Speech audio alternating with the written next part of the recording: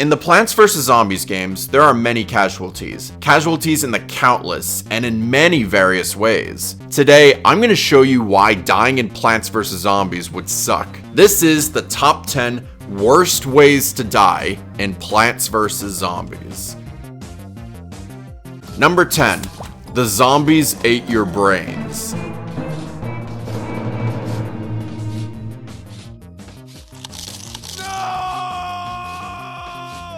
Probably one of the most famous ways to die in Plants vs. Zombies. It's number 10 because this is mainly how you're probably going to die. This pretty much happens when you lose. Zombies enter your house and eat your brain. Or brains. It's kind of weird how they say it like that because only one zombie entered the house and I only have one brain. Nothing in this sentence is plural, so this does not make any sense. Nonetheless, this is a brutal way to go out and a painful way to die. We also don't know how gory this death is either because this is off screen. From the audio, it sounds like zombies are eating a bag of chips instead of my brain. It's really up to your imagination. Number 9. Blowing up.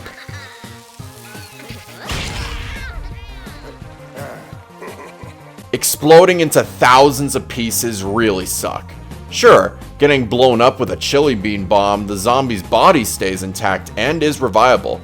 But that's not what I'm talking about. I'm talking about the explosions where nobody can find your body. Violent deaths like Zomboni or Catapult Zombie explode into nothing when they get a flat tire, which doesn't make any sense at all. But using yourself as the bomb is the worst. Imagine being deployed into war, knowing you are the weapon, and you're definitely not making it back to tell the tale. Actual kamikazes are used for both plants and zombies. This is the job for dandelions, jack-in-the-boxes, and imps. Jack-in-the-boxes voluntarily explode, probably because they're completely insane. Dandelions were made to blow up, but the imps, what about them? Imps get the worst treatment in the zombie army. Every single imp in Garden Warfare 1 explodes. All-Stars and Gargantuars casually use another zombie to blow up their enemies. That's terrible. Why are the imps so cool with this? What did they do to deserve this? Number 8. Getting poisoned. Consuming or exposing yourself to poison to some people is considered the most painless death. However, in Plants vs. Zombies, you can feel every single thing. If you get shot by a toxic plant or zombie, or just be near them in general, you'll feel every bit of pain from radiation. It's a slow and horrific death, and it goes by so slowly. Eventually, you succumb to the radiation, and it's really not a pleasant way to go. Number 7. Getting run over. Probably one of the worst ways to go as a zombie is to get run over by a lawnmower. These lawnmowers are used as a desperate last resort to stop the zombies from getting into your house. When the zombies get run over, their entire body gets completely shredded into nothing, leaving only their head left. If this game wasn't rated everyone 10 and up, there would probably be a lot more blood and gore with the lawnmower death. Imagine someone made a mod of this. Number 6. Pooping your pants. You may think I'm kidding, but no, I'm actually not. There is one plant that can kill a zombie in Plants vs. Zombies 2 by making him shit himself. It is the chili bean. Not to be confused with the chili bean bomb from Garden Warfare. When the zombies eat the chili bean, it's like a laxative on steroids. The zombie's body forces all of its insides out and lets out a big nasty fart, then it dies. It probably smells really bad.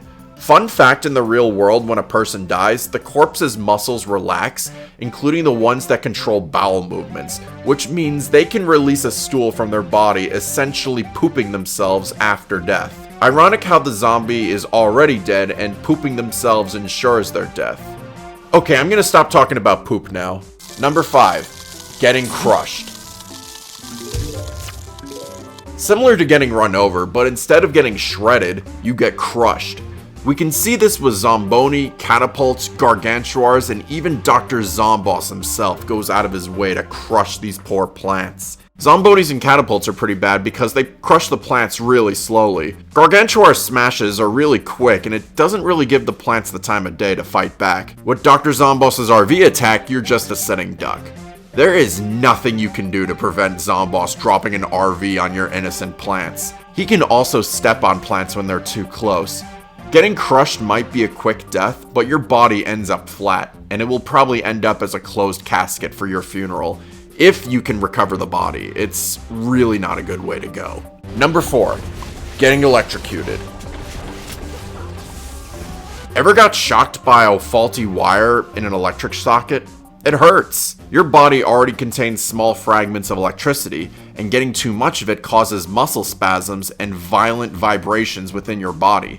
You'd be lucky if you end up surviving 440 volts of electricity in a live wire. Electricity is used to kill multiple plants and zombies. We've seen electric variants use this to chain other enemies to kill them simultaneously. Even the electric slide uses plants huddling together to their advantage to electrocute everyone to death. Even small plants like electric rods make the death quick.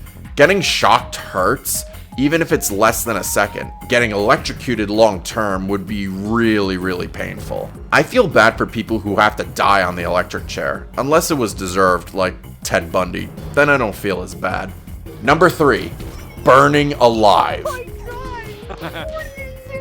Burning alive is described the most painful way to die. There are many plants and zombies who use fire as their specialty to cook their enemies alive. Torchwoods, snapdragons, and fire variants can turn your life into a literal inferno. When caught on fire, it's more painful than getting poisoned. With Torchwood in the original game, it's already bad when he lights peas on fire, but when he's in Garden Warfare 2, he can burn zombies alive in seconds. Little Drake can do the same thing, but Torchwood's fire is a lot stronger in my opinion. Snapdragon doesn't do much in the Garden Warfare games, but he is one of the strongest characters in Battle for Neighborville. Imagine the possible third-degree burns you would have to suffer if you even survived the initial attack. Stay away from these guys. Number 2, getting eaten alive. Getting eaten alive is horrific. Also a terrifying way to go, depending on who is eating you. If it's slow and painful like the zombies getting into your house, that sucks. But getting eaten alive, like from a chomper, whole, is much worse. Just your entire body being swallowed in one bite, feeling the impact of the chomper's jaws dig into your flesh, getting burned by the chomper's digestive acid, then your body completely disappearing after swallowing as if you never existed at all. In the first Plants vs. Zombies game, the chomper takes its sweet-ass time to eat you, tasting everything about you, taking about a minute and a half before it's ready to swallow and to eat another victim. This plant is one of the scariest plants in the whole game. However, there is one other plant in my opinion that is much scarier. Number 1, drowning. Drowning is the scariest way to die. You are alone. Nobody can hear you scream underwater. No chance of surviving, feeling every bit of pain of not being able to breathe and your lungs filling up with water. It's terrible. It's a big reason why people fear the water. In Plants vs. Zombies, there is a plant that is designed to drown zombies, and that goes to the tangle kelp. The tangle kelp is a mixture of kelp, brown algae, seaweed, and vines that will pull down the first zombie they come in contact with, and it will disappear into the depths of the water. This idea most likely came from real life, where the kelp would accidentally tangle fish swimming in its leaves. It's unknown what happens to the tangled kelp or the zombie after it gets dragged underwater, but the most plausible theory is that the zombies in this universe can't swim, and they have the unfortunate ability to drown. Imagine the tangled kelp pulling you down into the depths of the pool with no chance to escape. That is horrible, and it's probably the worst way to die in Plants vs. Zombies. Bonus: Suffocation.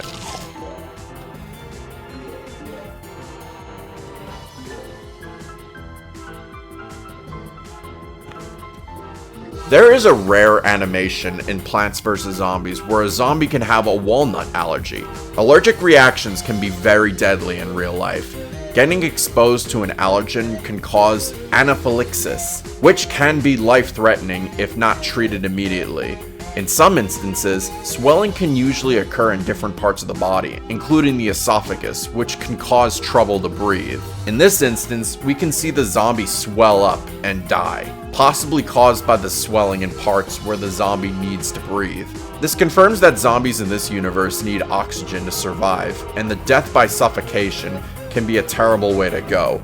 Granted, this is incredibly rare. It confirms that zombies can have allergies and die by them. And that's my list of the worst deaths in Plants vs. Zombies. What do you think? Let me know down in the comments below. What do you think is the most brutal death in Plants vs. Zombies? Thank you all so much for watching, and I'll see you all next time.